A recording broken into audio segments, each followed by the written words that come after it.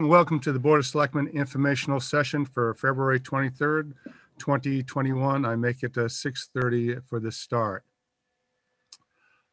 Everybody's making their way through winter here, and we'll start off with a question out there, Jackie, if there's anyone in the chat room that would like to speak during the public input session. So if there's anyone interested in contributing public input, can you please put your name in the chat? I'll just give it a quick few seconds to see if anyone does.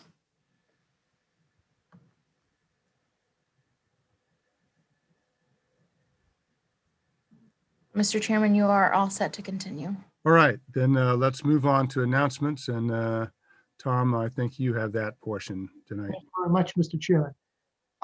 First announcement is on Thursday evening, February 25th at 6:30 via Zoom. We are having a very important master planning info session. Our planning board will be hosting the meeting through Zoom. We're inviting all residents and interested parties to join them for the informational session to discuss the proposed master plan being considered by the Finance Committee, our select board, for inclusion on the budget warrant for our upcoming annual town meeting. Please note, master plans provide a framework for public and private decisions about future growth, preservation, and change for our community. The planning board will be looking for the following support from residents. Prior to town meeting, by contacting our select board and finance committee, recommend they support the budget. After a favorable vote at town meeting, contacting planning board directly if you're interested in being on the master plan steering committee. You may contact our planning director, Margaret Hoffman, at mhoffman@wenhamma.gov or 978-468-5520 extension 8 for information. Visiting our 2021 master plan page on the town website at wenhamma.gov/masterplan.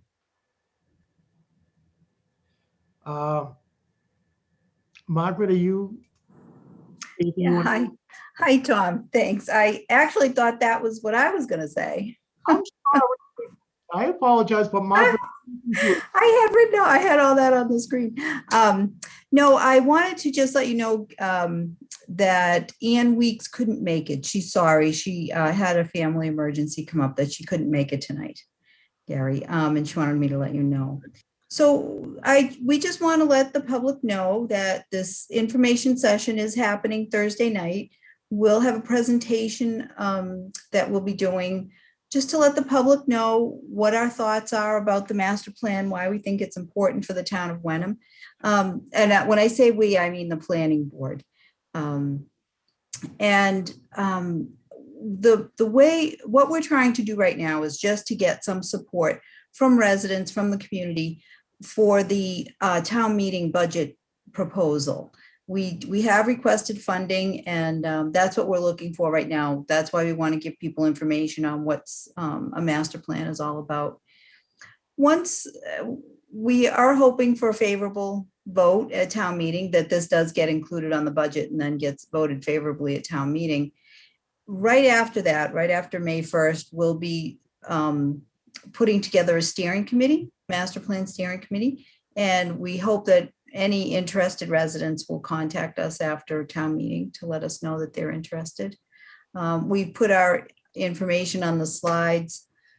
You can contact me, of course, at any time, and then we're going to be updating our web page with the information as well as the presentation that we'll be doing on Thursday. So we hope that all the residents will join us on Thursday night via Zoom.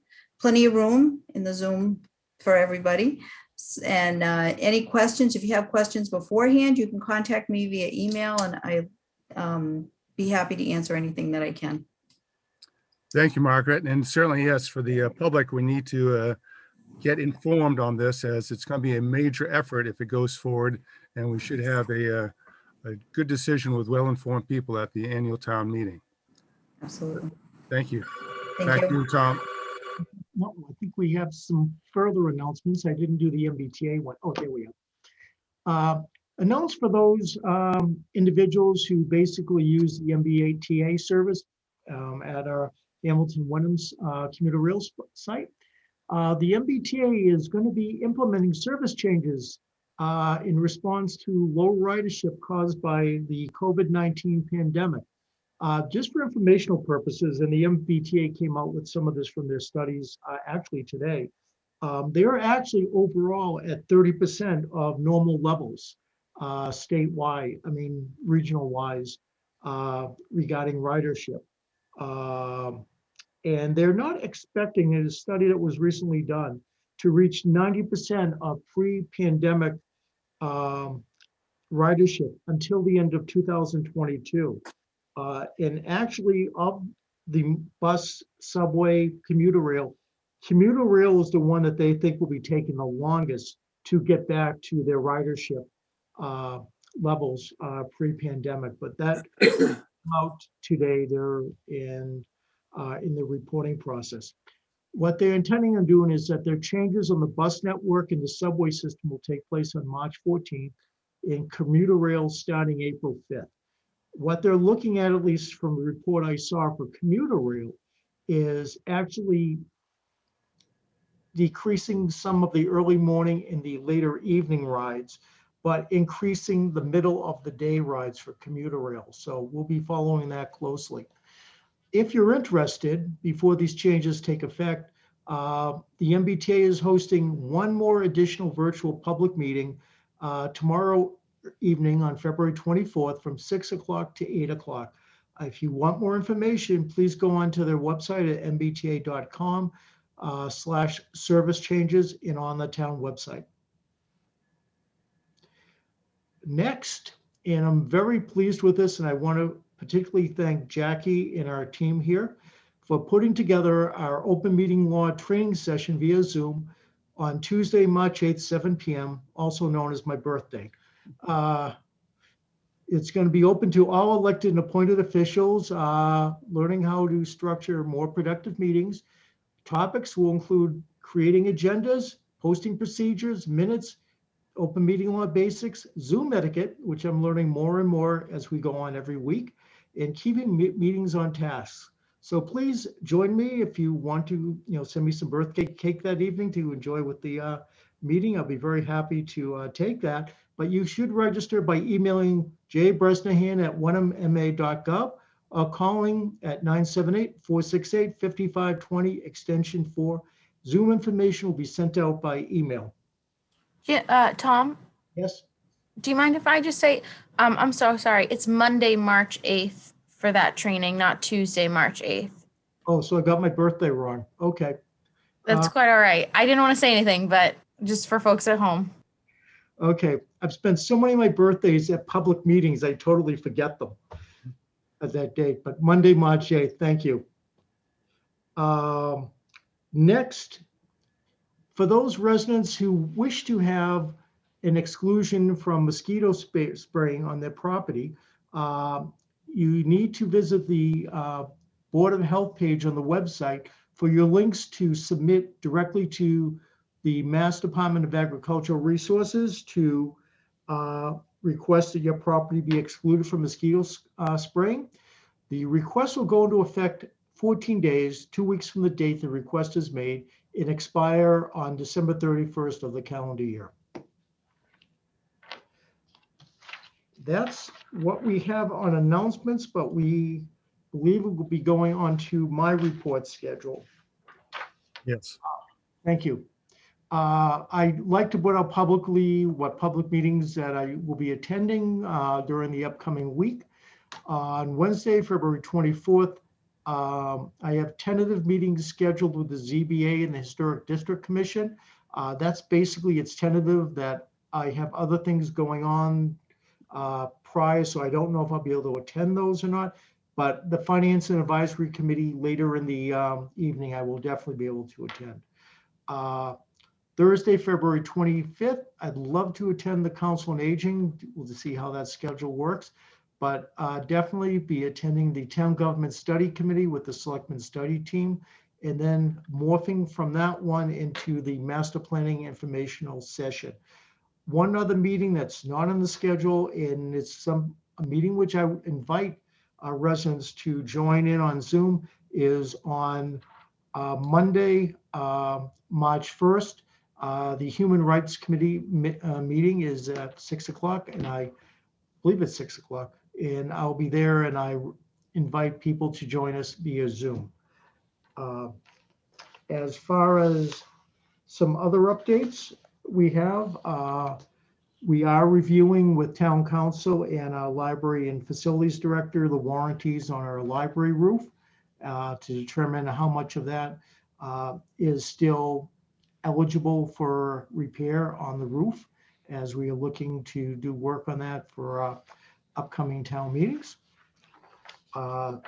Secondly, KP Law, our Town Council, has forwarded information regarding the new police officer certification system and law enforcement standards to our public safety department, and police department will be reviewing that, and we'll be reviewing that with KP Law over the upcoming months.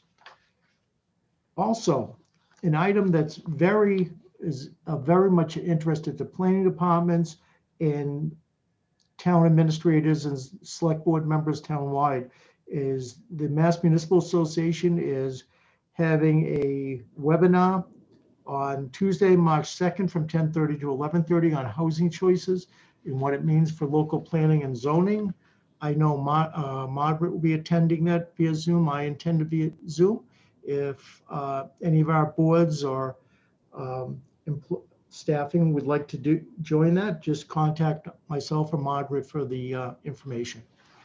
I believe that's, one last thing, and this is a financial announcement, but we have announced it all to our department heads, is that effectively on Monday, March 1st, and this is something what generally I've seen in many communities at this time of year, is we've placed a freeze on non-essential spending. If there is any questions regarding that, please contact our finance director and finance office regarding spending. But this is basically to watch our budget for the next few months and to basically make sure that we have a very healthy cash flow going forward through the rest of the fiscal year. Thank you very much, Mr. Chairman, and on to you. Thank you very much.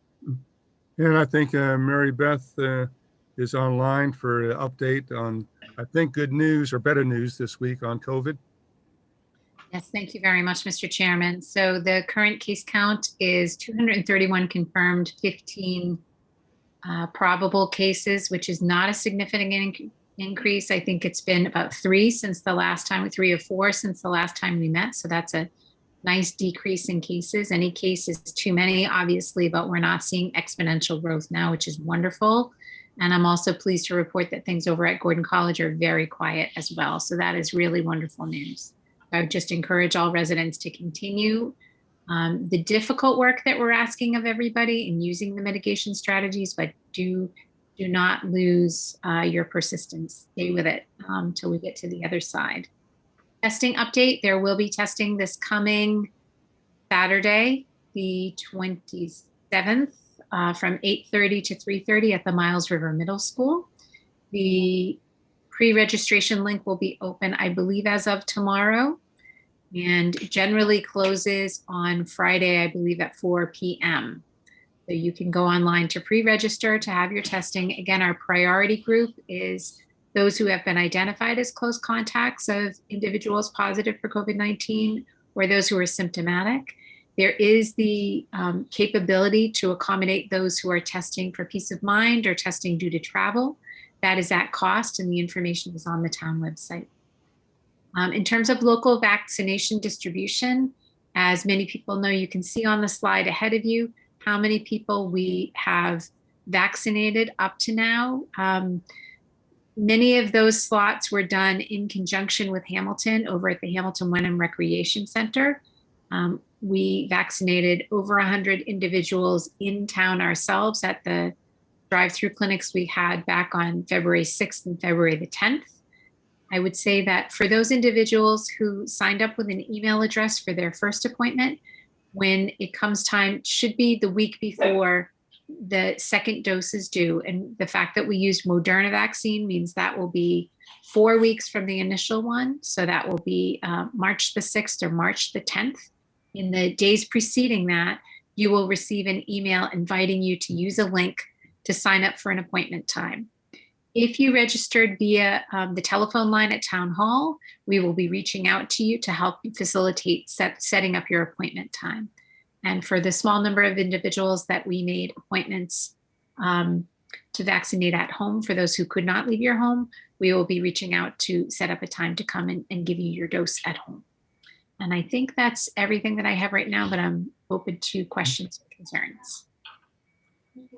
So Mary Beth, as we go forward and more people have the second dose of vaccine, just want to confirm that that still does not relieve you of all the other precautions that you need to continue to take.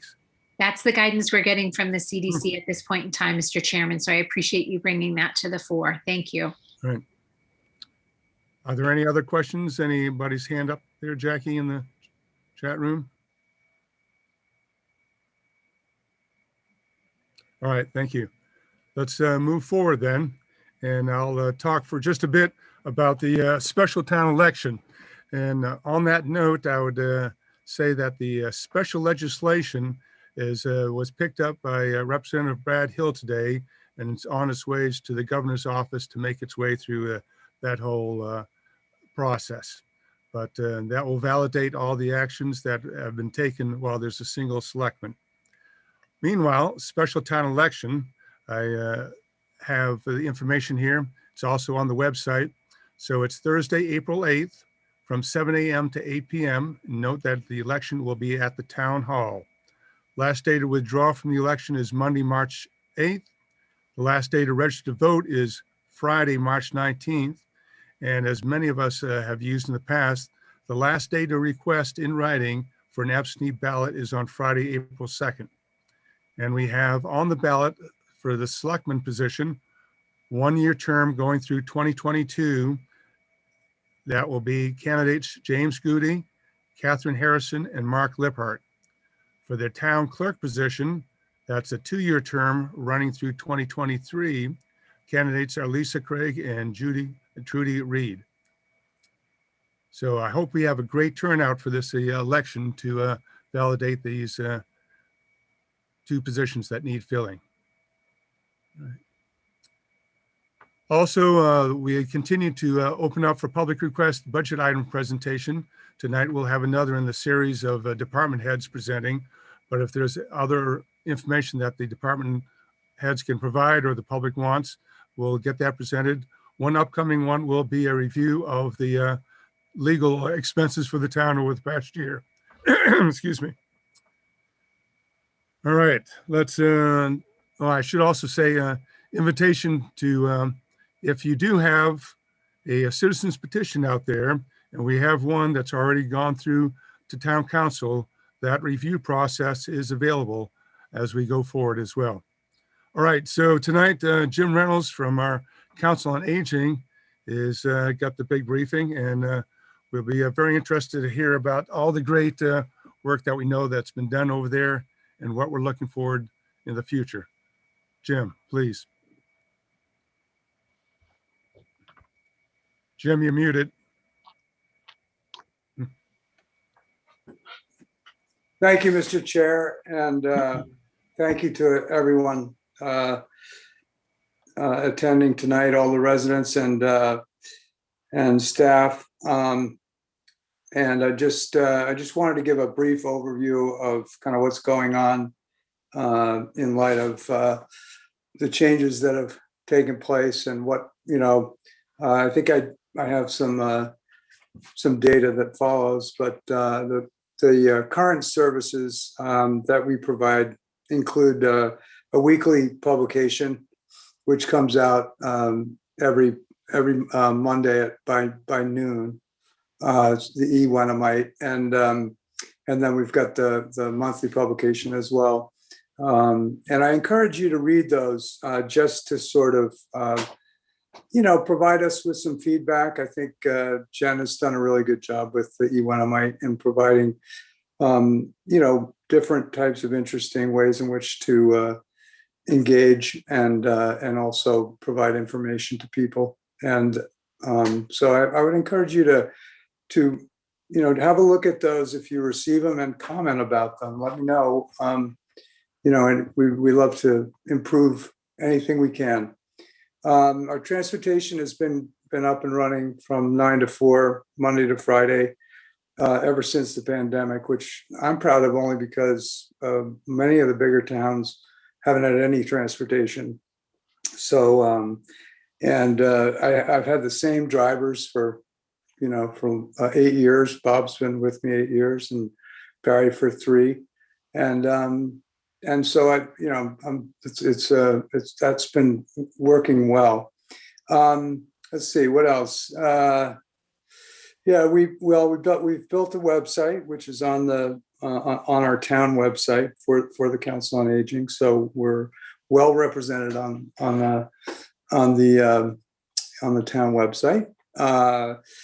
We provide meals on wheels to Wenham residents. Anybody that's interested can call Senior Care in Gloucester to sign on for those.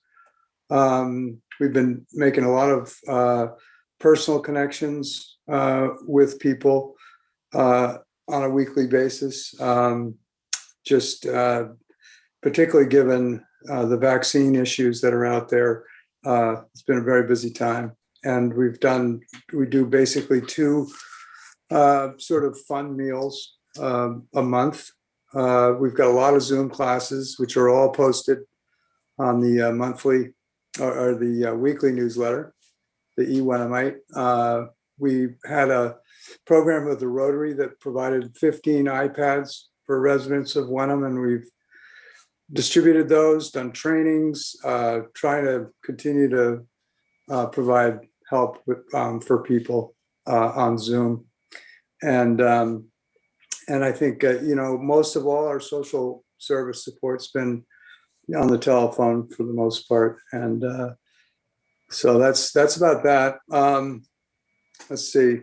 I guess I skipped staff roles, but that going back to that as director, essentially I'm on the hook for the formula grant. Basically run the day-to-day and sort of maintain. We've got the tax work-off program that I run as well. Jen and I work on outreach together. Jen's done a fabulous job as our outreach marketing director. You'll see later. We do a lot of our work has been on the web, but that does represent about 70% of the constituents out there. The other 30, we're trying to develop ways in which to stay connected with them via snail mail and telephone. Talked about the van drivers. Kathy Tomasello works on the administrative support and scheduling and does all the van work as well as inputting all the data, which provides me with information that I need for the Executive Office of Elder Affairs. We're also a distribution site for a lot of medical equipment.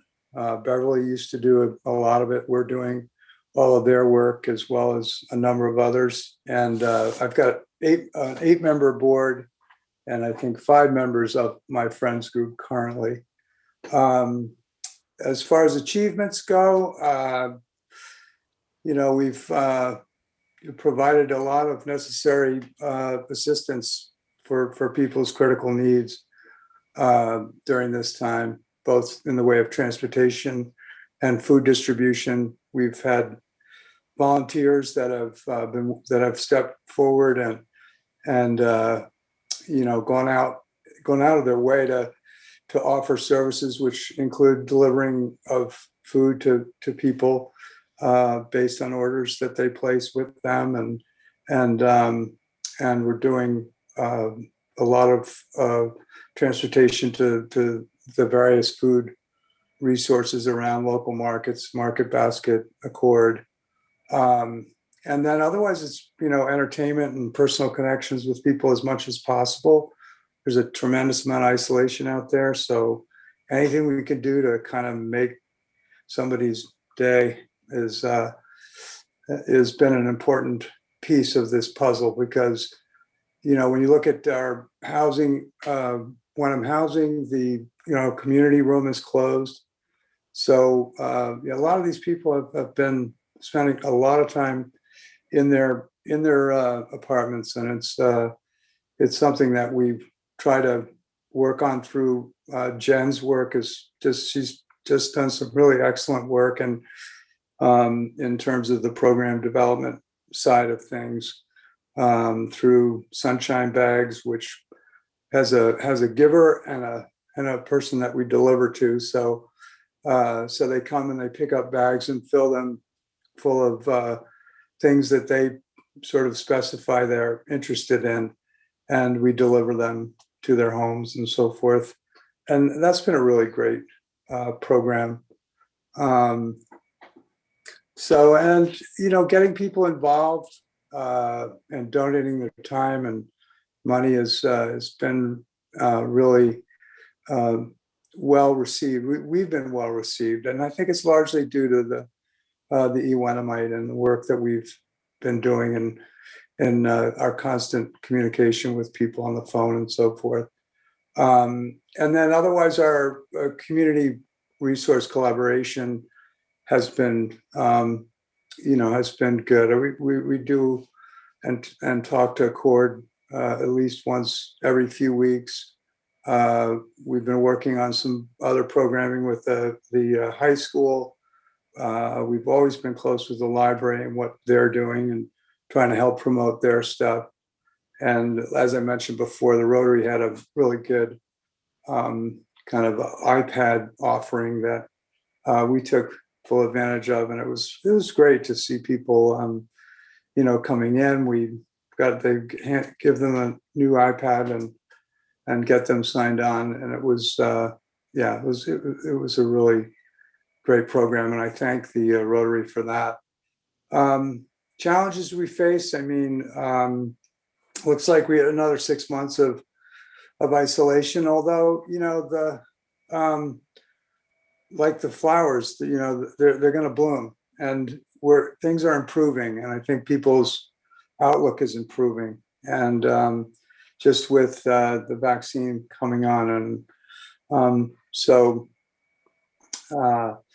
we need to continue to develop our volunteer social service capacity, and we're going to do that really through the board, which will meet this Thursday, and hopefully we'll get a chance to talk specifically about some of the things we're interested in promoting, and then just better connections between the volunteers and people in their homes, both in independent living locations as well as people that are living at home. We definitely going to be an increased demand for support of all kinds, I think, just because of what the pandemic has done in terms of the way it's changed people's lives. And every person's story is different, every situation is different, and application of services is a challenge. So there's public housing is something that I'm very excited to have Maplewoods coming on. That's going to be really wonderful to have another. I can't remember how many units, but I think it's about 44. Not sure, but I think that's really exciting. Transportation, we've got really a pretty good transportation program because we've got the MBTA comes in and around where Henderson's is. So we've got the ride that comes in there. We've got our own van service, and then the train. But I think where our challenges lie there are on the weekends, and getting people to more effectively use our transportation for dropping off their car at Hogan Tire or whatever it is. It seems that it's got a stigma associated with it that needs to go away, because it's affordable, and it's a great option and way in which for people to use services that exist in the town. And then the others, affordable housing shortages, volunteer development, and staff and board training are all going to be really important in the coming months. And I think we've got through the master plan and other things, certainly on the affordable housing side, things to discuss, and then volunteer development. There's a lot of people willing to put in time to help, and we really need to capture their generous spirit that is certainly there, and find ways in which to make use of them and their talents. So we're going to be looking at that as a board, and so that was all I had there. And there's a couple numbers here. It's probably looks like it might be hard to read. But essentially, just looking at the transportation program really quickly, as far as the rides go on the top line there, that's been sort of on the increase. And I actually was looking at the number for 2021, and it's pretty flat there too. So we're over 2,000 rides in 2021 too, which is good. Van revenue has been on a sort of uptick slight. And our van cost is a total number, which if we take the van revenue and subtract it, gives us kind of a sense of what the net van cost per ride is, and that's been declining. So that's a good sign, and it's really based on a combination of revenue and ride increases. So that pretty much covers that. And then we looked at events and rides, which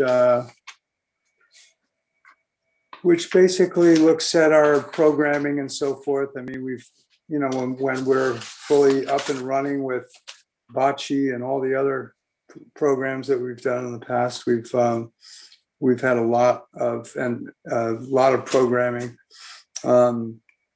All kinds of great courses with music and composers and film, and but the building has essentially been a by appointment only, so we're pretty much looking at a much reduced number for FY21 there, but for the most part it's been pretty flat. Our rides have been pretty flat, and flat but in a positive way. I mean, it's like we're so I'm pleased with with what we've done over the 4 years between FY17 and 20.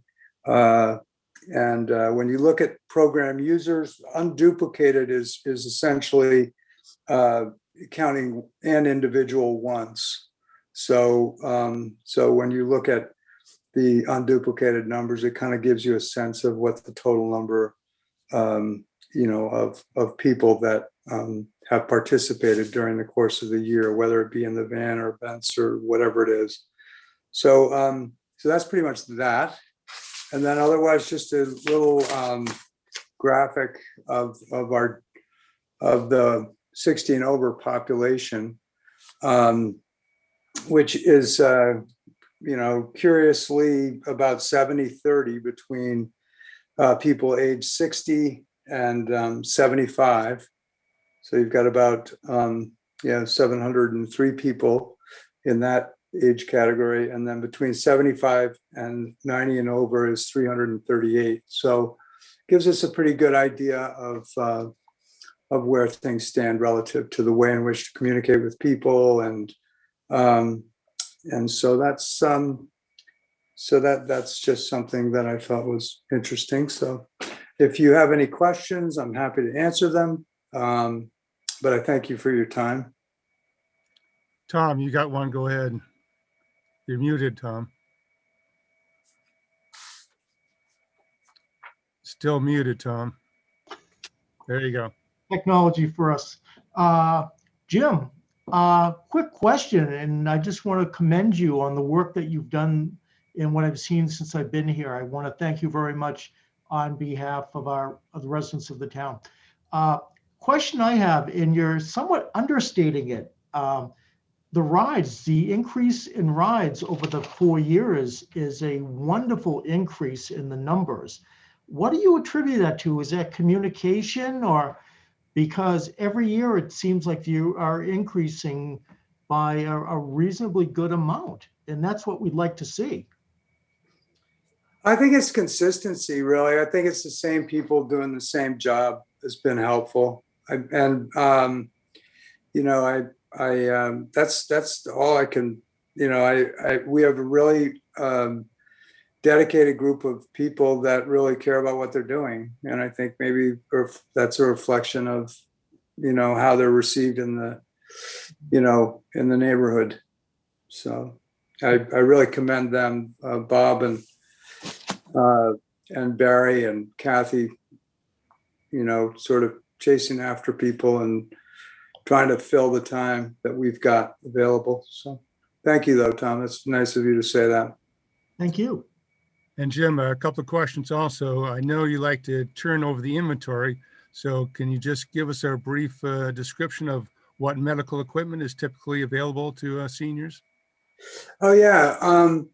So we've got wheelchairs, we've got transport chairs, a lot of shower chairs, probably 40 walkers, 100 canes. I've got a scooter. I got 2 scooters, which, if anybody's just wants to have some fun over the weekend, come on by. Let's see, I've got a lot of commodes.